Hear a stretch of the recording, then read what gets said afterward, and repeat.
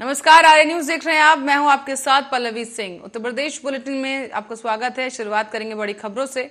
उत्तर प्रदेश के मुखिया योगी आदित्यनाथ ने जब से मुख्यमंत्री की कमान संभाली है तभी से लेकर उन्होंने अधिकारियों को सफाई और विकास संबंधित कार्यों में लापरवाही न बरतने के सख्त निर्देश दिए।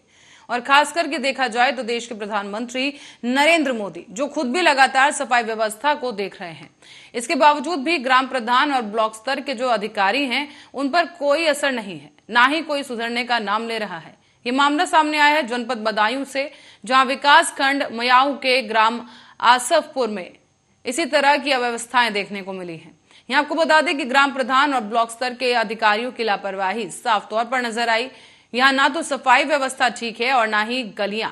यहाँ तक कि ग्राम प्रधान को इस बात से कोई लेना देना तक नहीं है। ग्रामीणों ने यह भी बताया है कि गांव में बारिश के दौरान पूरा गांव तालाब बन जाता है और जीवन अस्त व्यस्त हो जाता है, लेकिन इसके बावजूद कोई सुनवाई नहीं।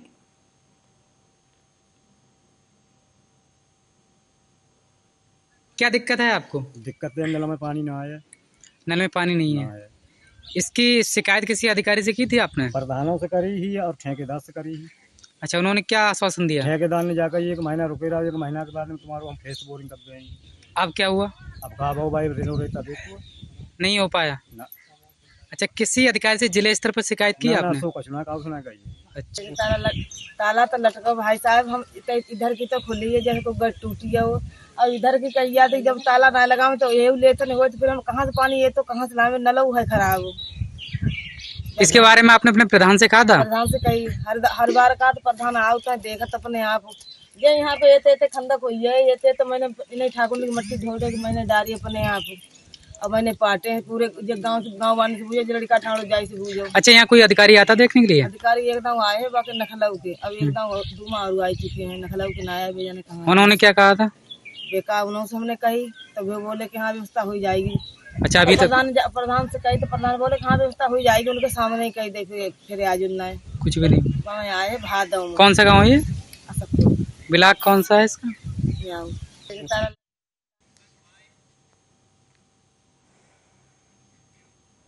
और इसी बीच कानपुर के आउटर घर का भेदी लंका ढाई कहावत सही साबित होते हुए कानपुर में देखी गई।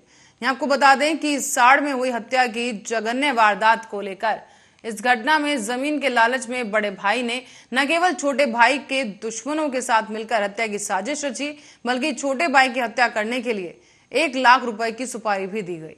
बता दें आपको कि बीते 25 जून को हत्या की ये वारदात हुई है, जहां पर थाना साड़ पुलिस और टीम सर्विलांस की मदद से महज 5 दिन के अंदर खुलासा कर दिया गया। पुलिस ने 4 आरोपियों को गिरफ्तार करके उनके पास से वारदात में इस्तेमाल किया गया तमंचा बरामद किया है। साथ ही साथ आरोपियों ने बताया है कि जमीन को लेकर मामले को झगड़ा चल रहा था और इसी बीच लालू ने उसकी मां को भी मारा था, लेकिन समय बदला और बदलते हुए समय के साथ बदला लेने की उसने ठानी। इसी बीच लालू को रास्ते से हटाने के लिए ये प्लान बनाया गया। इसी बीच लालू के बड़े भाई राजन यादव उनसे मिले। कहा गया कि मैं भी इसी रास्ते से हटाना चाहता हूं इसको, और क्योंकि मेरी साली के साथ शादी करके घर में लाना चाहता था, जिसने मेरे जमीन का बंटवारा होता जो मुझे पसंद नहीं था। इसी के बाद सुशील और अरुण दीक्षित नाम के शख्स ने कैलाश के साथ मिलकर लालू को रास्ते से हटाने की योजना बनाई और उसकी हत्या कर दी गई।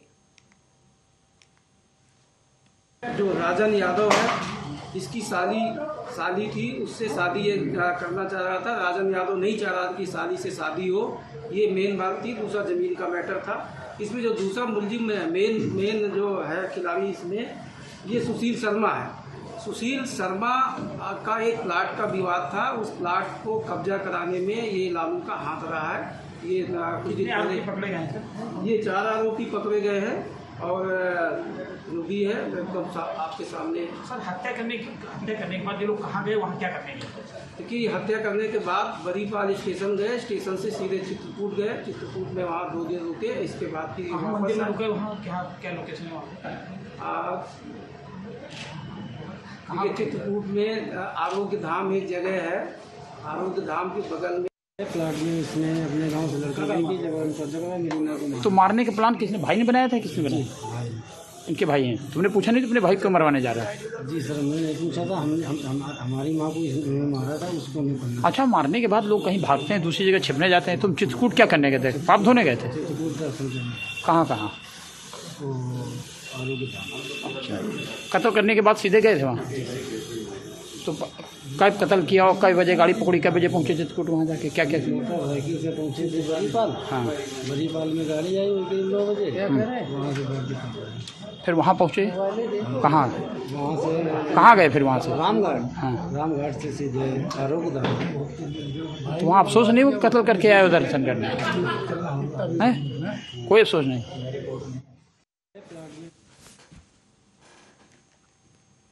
और इसी बीच उदयपुर में हुए हत्याकांड के दौरान बजरंगियों ने अब पुतला फूंकने का प्रयास किया है। यहाँ आपको बता दें कि आधा दर्जन से ज्यादा लोग मौजूद रहे और सैकड़ों की तादाद में बजरंग दल के कार्यकर्ताओं ने जुलूस भी निकाला और नारेबाजी की गई।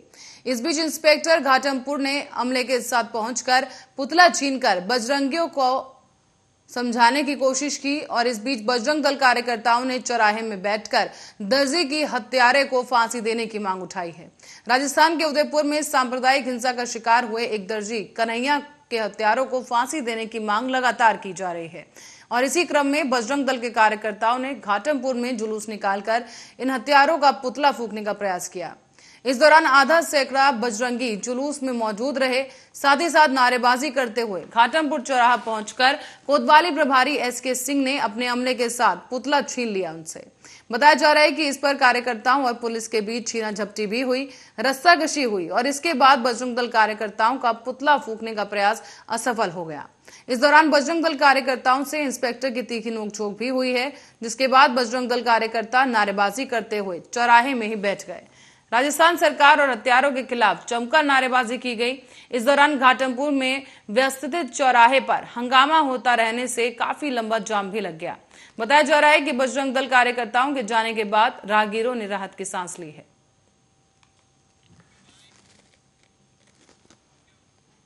और अब रुक करेंगे अगली खबर की ओर। खबर महाराजगंज से है, जहां जनपद में नौतनवा तहसील क्षेत्र के अलग अलग गांव से रोजगार की तलाश में मुंबई गए 8 युवकों को सोमवार की देर रात को कुर्ला इलाके में एक 4 मंजिला इमारत के ढहने से उनकी मौत हो गई, जबकि एक युवक गंभीर रूप से घायल है, जिसका अस्पताल में इस वक्त इलाज जारी है। बता दें आपको कि मृतक परिवार समेत गाँव में मातम का माहौल पसर गया है। परिजनों का रो रो कर बुरा हाल है और इसी बीच जिलाधिकारी डॉक्टर सत्येंद्र कुमार ने बताया है कि मुख्यमंत्री योगी आदित्यनाथ द्वारा मृतकों के परिजनों को 2-2 लाख रुपए की आर्थिक सहायता की घोषणा की गई। तो वहीं प्रशासन द्वारा भी हर संभव मदद करने का प्रयास किया जा रहा है। मुंबई में कुर्ला में जो बिल्डिंग गिरने की घटना हुई है, उसमें मृतकों में 8 लोग जनपद महाराजगंज के रहने वाले हैं। 3 लोग महाराजगंज के उस घटना में घायल भी हुए हैं। माननीय मुख्यमंत्री जी द्वारा मृतकों के परिजनों के लिए 2 लाख रुपए की आर्थिक सहायता घोषित की गई है। इसके अतिरिक्त राष्ट्रीय पारिवारिक लाभ योजना और कृषक दुर्घटना बीमा योजना में भी जो देयताएँ होंगी, उसकी भी जांच कर परिजनों को लाभ उपलब्ध कराया जाएगा। जिला प्रशासन लगातार परिजनों के संपर्क में है। राज्य सरकार और जिला प्रशासन द्वारा परिजनों को जो भी सहायता की आवश्यकता होगी वो प्रदान की जाएगी। कुर्ला में 4 मंजिला मकान जो ढही है, उसमें हमारे क्षेत्र के 8 लोग एक्सपायर हुए हैं, जिसमें एक घायल है, उसकी हालत गंभीर है, इलाज चल रहा है। कहाँ के लोग थे और क्या? जिसमें एक हनमगढ़िया, सिमरहना, संपतियाँ, धोतियावा मिला के 8 बॉडी है। 8 लोग एक्सपायर हुए हैं, जिसमें एक लड़का घायल है, उसका इलाज चल रहा है। जिला प्रशासन से आप क्या चाह रहे हैं? जिला प्रशासन से यही हम लोग की मांग है कि गरीब परिवार के हैं, जो सहायता बने कुछ मदद कर दें इन सब की, इसकी बॉडी आ जाए, दाह संस्कार हो जाए। बॉडी के लिए अभी क्या व्यवस्था किया जा रहा है? बॉडी के लिए सूचना सर यही मिला है कि वहाँ से एयरपोर्ट जहाज़ द्वारा आ रही है, जो बनारस में लैंड करेगी, उसके बाद एम्बुलेंस से लोग कह रहे हैं कि यहाँ पहुँचाएँ।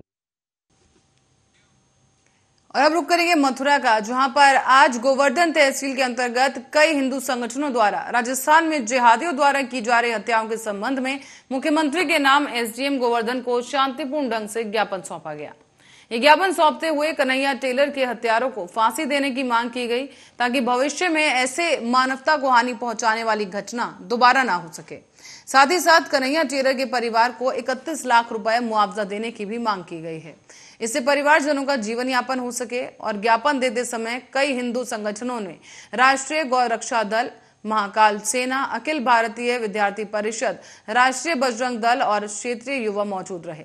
हिंदू संगठनों द्वारा भारत माता की जय और कन्हैया के हत्यारों को फांसी दो के नारों के साथ ये तमाम जो लोग हैं वो कार्यालय पहुंचे। और इस दौरान अखिल भारतीय विद्यार्थी परिषद से गौतम खंडेलवाल ने बताया है कि हम नहीं चाहते कि इस प्रकार की घटना की पुनरावृत्ति हमारे क्षेत्र में हो, और अगर ऐसी कोई भी अप्रिय घटना होती है तो हम चुप नहीं बैठेंगे। इन लोगों को इनका नामो निशान मिटा दिया जाएगा। राजस्थान के उदयपुर में जो कन्हैया टेलर के साथ में जो विभत्स हत्याकांड हुआ है, उसके विरोध में पूरा देश स्तब्ध है और इस तरह की घटनाएं आगे पुनरावृत्ति हमारे क्षेत्र में ना हो, इसी को लेकर राष्ट्रपति महोदय के नाम उत्तर प्रदेश सरकार के द्वारा यहाँ पे जितने भी अधीनस्थ अधिकारी हैं, इनके माध्यम से राजस्थान सरकार को भी ज्ञापन दिया गया है, जिससे कि यहाँ पर इस तरह की घटनाओं की पुनरावृत्ति ना हो। तमाम देश के हिंदू संगठनों में आक्रोश है, यदि इस तरह की घटना की पुनरावृत्ति यहाँ हुई तो हम लोग चैन से नहीं बैठेंगे, उखाड़ के फेंक देंगे लोग। ये जो कन्हैया उदयपुर में जो घटना हुई है, इसके संबंध में ज्ञापन सौंपा गया है। ऐसी घटना हमारे एरिया में ऐसे ना हो, इसके कारण ज्ञापन सौंपा गया है। और उस घटना में भी हमें फांसी की जो मांग आई है, फांसी की मांग रहे हैं, उन दरिंदों को फांसी होनी चाहिए। ये जो कन्हैया। और इस बीच भारतीय जनता पार्टी मथुरा अनुसूचित मोर्चा के महानगर अध्यक्ष नारायण दास ने अनुसूचित जाति और अनुसूचित जनजाति के लोगों से भारतीय जनता पार्टी के साथ जुड़ने की गुहार लगाई है। कहा है कि भारतीय जनता पार्टी ही एक ऐसी पार्टी है जो लोक कल्याणकारी योजनाओं को अनुसूचित जाति और अनुसूचित जनजाति के लोगों तक पहुंचाने का काम कर रही है। उन्होंने ये भी कहा कि साल 2024 में भाजपा को जिताने के लिए अनुसूचित मोर्चा काफी मेहनत कर रहा है और जन जन तक पार्टी की योजनाओं और कार्यशैली के बारे में बताया जा रहा है। लोगों में विश्वास दिलाया जा रहा है कि भारतीय जनता पार्टी ही एक ऐसी पार्टी है जो सबका साथ और सबका विकास और सबका विश्वास साथ लेकर चल रही है। भाजपा के राज में ही बिजली और कानून जैसी व्यवस्थाएं, साथ ही साथ कानून व्यवस्थाएं बेहतर बनी हुई हैं और बनी रहेंगी। इसीलिए इस पार्टी को जीताकर 2024 में पीएम नरेंद्र मोदी को प्रधानमंत्री एक बार फिर से बनाना है। देश की सबसे बड़ी पार्टी भारतीय जनता पार्टी बड़ी पार्टी के रूप में उभरी है। भारतीय जनता पार्टी ने मथुरा के महानगर अध्यक्ष नारायण दास अनुसूचित मोर्चा के, जिनको कुछ मथुरा में करने के लिए जिम्मेदारियां सौंपी है। अनुसूचित जाति के लिए अनुसूचित मोर्चा क्या काम करेगी, आइए इनसे जानते हैं, नारायण दास जी से। नारायण दास जी, आप बताएं कि मथुरा में महानगर अध्यक्ष हैं आप अनुसूचित मोर्चा के, तो आपके लिए क्या चुनौतियां रहेंगी, क्या अनुसूचित जाति के लोगों के लिए, पार्टी के लिए क्या करेंगे? भारतीय जनता पार्टी ने जो योजनाएं लोक कल्याणकारी चला रखी है, उनको अनुसूचित जाति के लोगों तक हम लोग पहुंचा रहे हैं और बहुत लोगों को से योजनाओं को लाभान्वित हुए हैं लोग, और इससे खुशी खुशी भारतीय जनता पार्टी से अनुसूचित मोर्चा के लोग जुड़ रहे हैं। ऐसे में इनके लिए चुनौतियां रहेंगी कि जो अनुसूचित जाति के जो लोग हैं वो और भी पार्टियों से जुड़ी हुई है, लेकिन उन पार्टियों से निकाल करके अपनी पार्टियों में जोड़ना इनके लिए चुनौती रहेगी।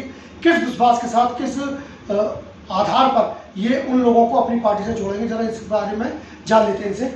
आप बताएं कि आज जो और पार्टियां हैं उनमें लोग अनुसूचित जाति के लोग जुड़े हुए, उनमें से निकल करके आपकी पार्टी पर विश्वास क्यों करें और क्यों जुड़े? भारतीय जनता पार्टी ने बहुत बड़ा विकास किया है, अनुसूचित जाति के लोगों को बहुत बड़ा सम्मान किया है। बहुजन समाज पार्टी का दिन पर दिन इनका ग्राफ गिरता जा रहा है, पतन हो रहा है, इसलिए बहुजन समाज पार्टी के कार्यकर्ता भारतीय जनता पार्टी से बहुत बड़ी तादाद में जुड़ने के लिए इच्छुक हैं और जुड़ रहे हैं।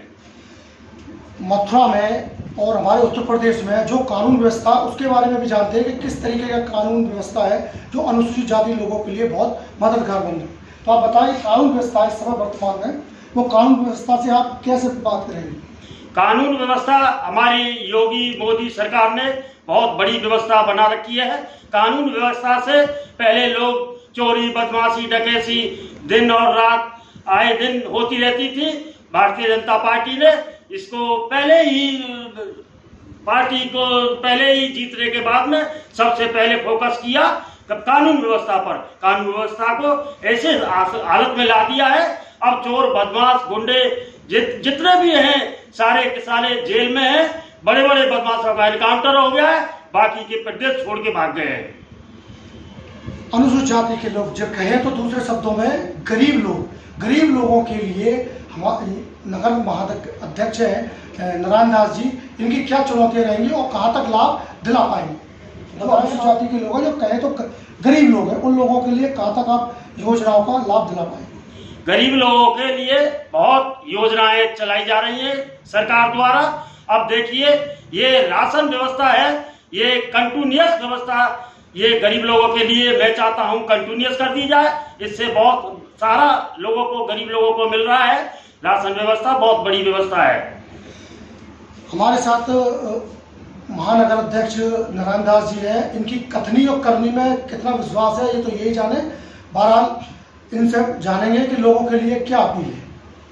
मेरी लोगों के लिए अपील है, अनुसूचित जाति के लोगों के लिए अपील है, भारतीय जनता पार्टी में ज्यादा से ज्यादा संख्या में जुड़े, जिससे भारतीय जनता पार्टी अनुसूचित जाति के लोगों का विकास कर सके।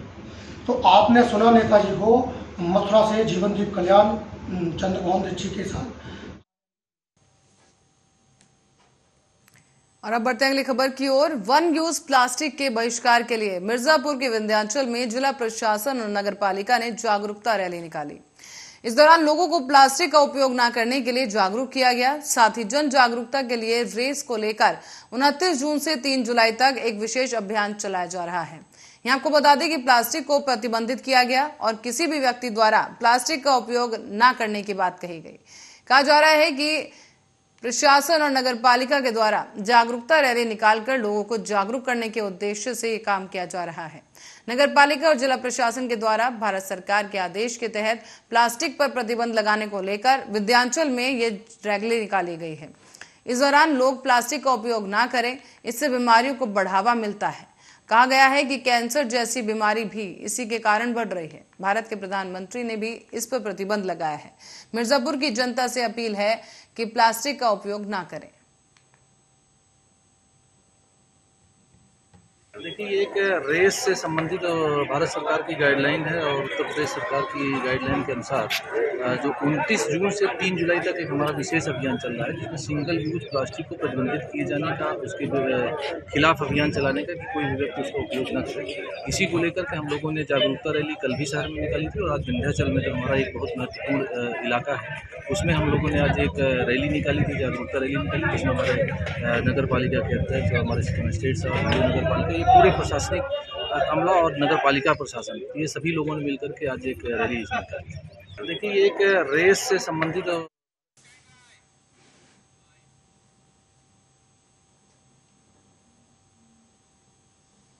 रुक करेंगे एक बड़ी खबर की ओर। रायबरेली से एक खबर सामने आई है, जहां आपको बता दें कि 2 समुदायों के बीच में खूनी संघर्ष हो गया है। रायबरेली से इस वक्त की बड़ी और अहम खबर, 2 पक्षों के बीच खूनी संघर्ष हो गया। खेत में जानवर जाने के बाद ये पूरा विवाद शुरू हुआ, जिसमें आधा दर्जन लोगों ने दलितों को जमकर पीटा है। बताया जा रहा है कि मारपीट का ये पूरा वीडियो सोशल मीडिया पर भी वायरल हो गया है और घटना डलमऊ थाना क्षेत्र के अंतर्गत तेलहना गांव की बताई जा रही है। यहाँ आपको बता दें कि खेत में जानवरों को ले जाने को लेकर ये पूरा विवाद शुरू हुआ, जहां पर 2 पक्षों के बीच मारपीट हुई और बताया जा रहा है कि आधा दर्जन से ज्यादा लोग घायल हैं और मारपीट का ये वीडियो भी सोशल मीडिया पर वायरल हो गया है। और इसी बीच ये भी जांच में सामने आया है कि दलित पक्ष को पीटा गया है बुरी तरह से और ये घटना डलमऊ थाना क्षेत्र के अंतर्गत तेलहना की बताई जा रही है। दरअसल आपको बता दें कि रायबरेली से खबर सामने आई है, जहां पर 2 समुदाय के बीच में ये खूनी संघर्ष देखने को मिला, जहां मामूली विवाद को लेकर इन दोनों पक्षों के बीच जमकर मारपीट हुई। ये पूरा विवाद शुरू हुआ जब खेत में जानवर चले गए और इसी जानवर के जाने के बाद विवाद शुरू हो गया और देखते ही देखते ये विवाद इतना बढ़ गया कि दोनों पक्षों के बीच मारपिटाई शुरू हुई और इस पूरी घटना के दौरान कई लोग घायल हो गए।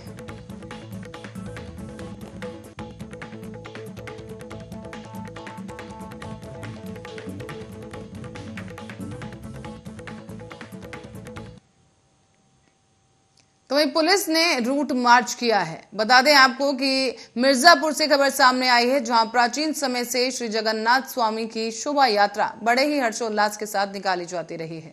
इस शोभा यात्रा में लगभग 10,000 लोग शामिल होते हैं और ये शोभा यात्रा पूरे शहर में भ्रमण करती है। तो वहीं विशाल शोभा यात्रा ठाकुर राम जानकी ट्रस्ट त्रिमोहनी द्वारा निकाली जाती है और इस बार इस शोभा यात्रा के प्रभारी मिर्जापुर नगर के प्रतिष्ठित समाज सेवा और भाजपा नेता गौरव उमर जिकी के देखरेख में निकाली जा रही है। इसी विशाल शोभा यात्रा में पर्याप्त सुरक्षा बल तैनात रहा और शोभा यात्रा के दौरान मिर्जापुर पुलिस अधीक्षक अजय कुमार के नेतृत्व में पूरे शहर में रूट मार्च किया गया। साथ ही साथ रास्ते भर में शोभा यात्रा में आने वाली दिक्कतों के निस्तारण के लिए भी विभागीय निर्देश जारी किए गए थे। पेट्रोलिंग हम लोगों की नियमित चलती है। प्रतिदिन अधिकारी और थानाध्यक्ष के स्टाफ हैं और अन्य स्टाफ के साथ रूट मार्च किया जाता है। इसका उद्देश्य जहाँ तक लोगों में सुरक्षा की भावना जताना और इसके साथ ही साथ जो अतिक्रमण वगैरह उसको हटाना होता है। जैसा आप बता रहे हैं कि कल राजस्थान में घटना हुई है, उसके मद्देनजर भी हम लोग रूट मार्च कर रहे हैं। जगन्नाथ यात्रा की परसों को है, तो इस संबंध में उसी रूट पर हम लोग रूट मार्च कर रहे हैं जिस रूट से जगन्नाथ यात्रा जाएगी। और साथ ही साथ अन्य रूट भी हम लोगों ने चिन्हित किया है जहाँ भी हमारे अधिकारीगण और हम रूट मार्च करेंगे। और इस बीच बढ़ते हैं अगली खबर की ओर। रायबरेली से खबर सामने आ रही है, जहां करंट की चपेट में आने से एक युवक की मौके पर ही मौत हो गई। इसकी वजह से इलाके में दहशत का माहौल है। साथ ही आपको बता दें कि ये मृतक झांसी का रहने वाला बताया गया। इस घटना के बाद घटनास्थल पर पुलिस भी मौजूद है और साक्ष्य जुटाए जा रहे हैं। तो वहीं मौके पर पहुंची पुलिस ने शव को कब्जे में लेकर अब पोस्टमार्टम के लिए भेज दिया है। उच्चाहार कोतवाली क्षेत्र के सवैया तिराहे का पूरा मामला बताया जा रहा है।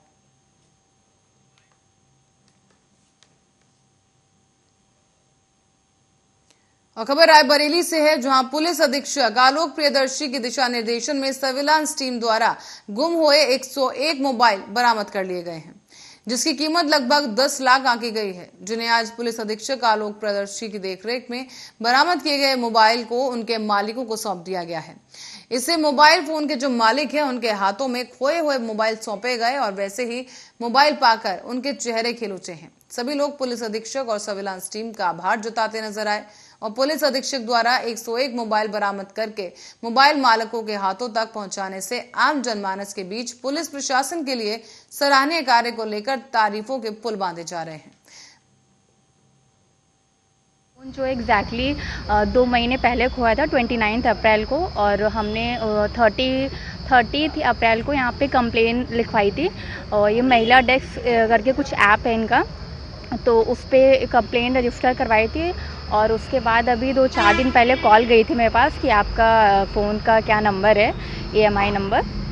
और फिर कल कॉल गई कि आपका फ़ोन यहाँ पर ऐसा है और मिल गया, आप आके ले लीजिए। तो कैसा महसूस कर रहे हैं फ़ोन मिलने पे आप? मुझे बहुत अच्छा लगा कि मतलब इन लोगों का काम बहुत अच्छा है। और कितने 101 फ़ोन आज बरामद हुए, तो मतलब उन लोगों के बिहाफ में भी है ना, बहुत सब लोग बहुत खुश हैं। उनका काम बहुत अच्छा चल रहा है। ऐसे देखिए, हमारी जो साइबर टीम है, जो सर्विलांस की टीम है, उसमें एक यूनिट बनाया गया है, मोबाइल रिकवरी यूनिट। उसका काम ये है कि जो भी शिकायतें उनके पास गुमशुदा खोए हुए फ़ोन्स की आती हैं, स्मार्टफोन्स की, उनको तलाश करने का वो काम करते हैं। उन्होंने बड़ी मुश्किल से करीब 101 फ़ोन, स्मार्टफोन्स, जिनकी कीमत तकरीबन 10 लाख रुपए से ज़्यादा है, उसको उन्होंने आज बरामद करने में सफलता प्राप्त की, जिसके बारे में आज ये प्रेस कॉन्फ्रेंस की जा रही है। और सफलता ये इन फ़ोन्स को बरामद करके उनके बोनाफाइड ओनर्स को बुला करके यहाँ पे ये फ़ोन उनको हस्तगत कराए गए हैं।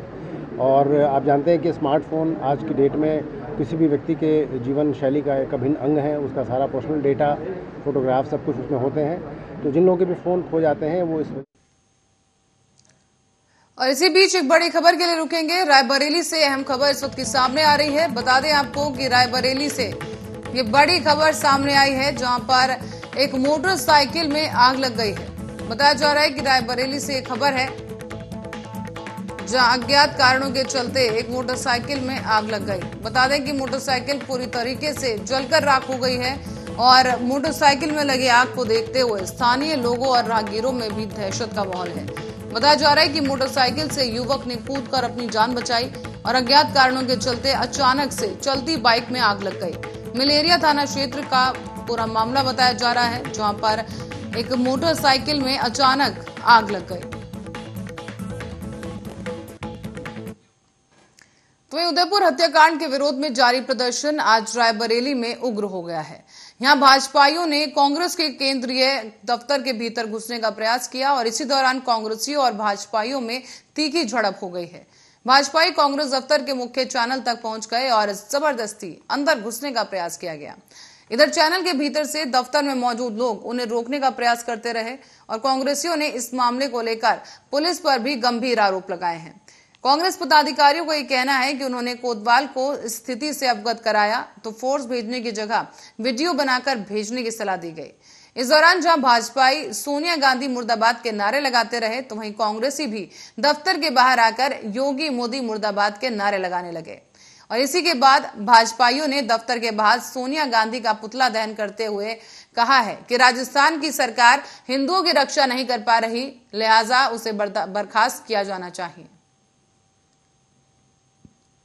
इसलिए फूकना था कि आपको भी ज्ञात होगा राजस्थान के उदयपुर में एक हिंदू भाई की किस तरह निर्मम हत्या कर दी गई और राजस्थान सरकार ने उसकी सुरक्षा वापस कर ली थी। उसको कड़ा एक्शन लिया जाए और मैं राष्ट्रपति जी से निवेदन करना चाहूंगा कि ऐसी सरकार को बर्खास्त किया जाए जो हिंदुओं की सुरक्षा नहीं कर सकती है।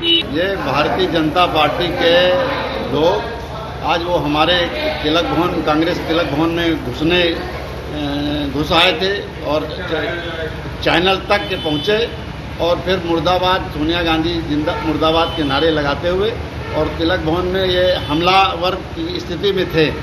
हम लोगों ने उनसे ऐसा न करने के लिए कहा तो वो धक्के मुक्के पे तैयार हो गए। इंस्पेक्टर कोतवाली को हमने फ़ोन किया तो इंस्पेक्टर कोतवाल कहते हैं कि आप उनका वीडियो भेजें। तो ये बहुत ही लोकतंत्र में विरोध करने का अधिकार सबको है, लेकिन ये परंपरा है कि किसी पार्टी के कार्यालय में लोग आके घुसें और इस तरह।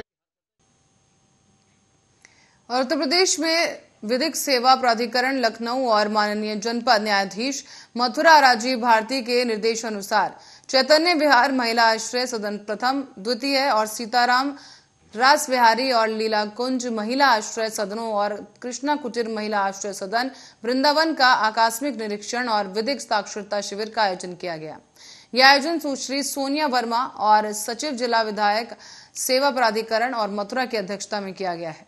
बता दें कि इस अवसर पर महिला आश्रय सदनों की अधीक्षाएं भी शामिल रहीं और कई अन्य कर्मचारी भी उपस्थित रहे।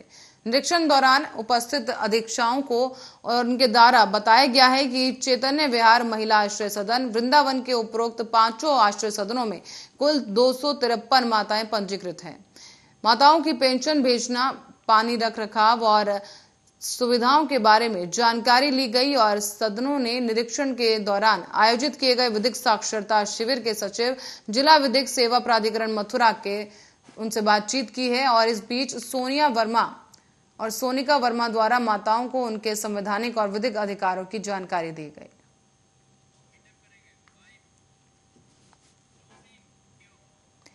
और इसी के साथ ही बुलेटिन में फिलहाल के लिए इतना ही। अब बने रहे।